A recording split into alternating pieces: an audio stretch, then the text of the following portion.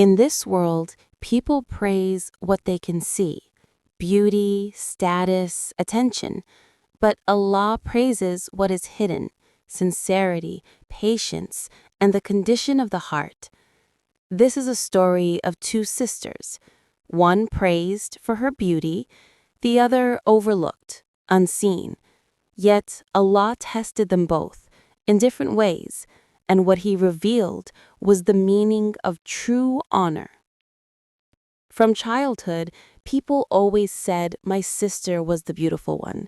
Her eyes were bright, her voice was sweet, and her smile made people turn. At family events, they praised her openly. MashaAllah, she's such a beauty.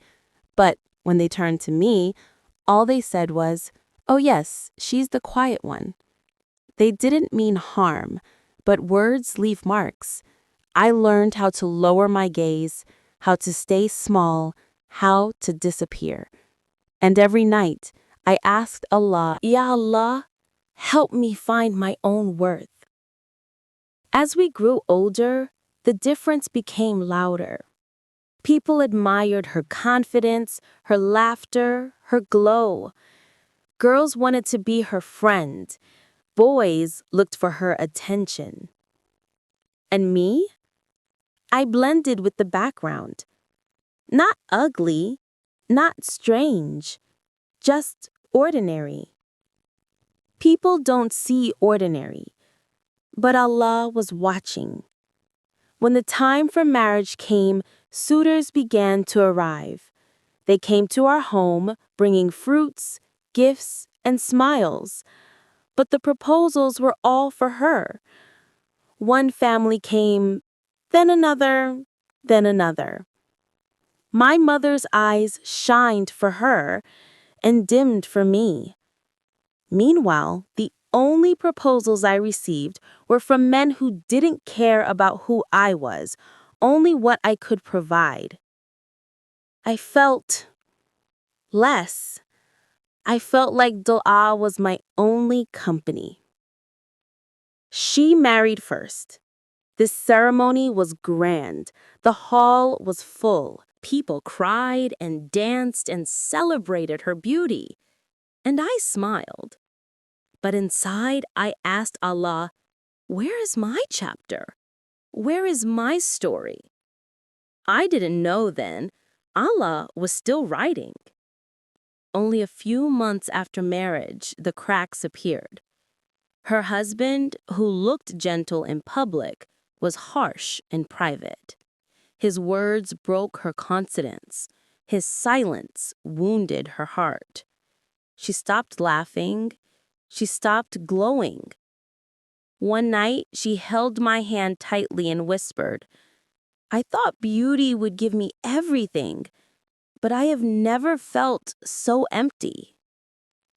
My heart broke, not because I won anything, but because my sister was suffering. While she struggled silently, I focused on myself. I worked, I studied, I helped my parents, I prayed to Allah in quiet corners no one noticed. Slowly, I grew, not in beauty, but in peace. There is a calm that comes from Allah alone. Then, one day, a man came to ask for me. He didn't come with fancy clothes. He didn't bring expensive gifts. He simply sat in front of my father and said, "I want a woman with a kind heart." He had no wealth to show, no reputation to shine, but his character was gentle. His speech was soft. I didn't feel fireworks. I felt something better. Security. Our wedding was small, simple.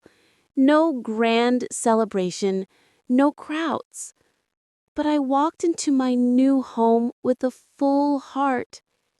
He spoke to me kindly. He listened. He cared.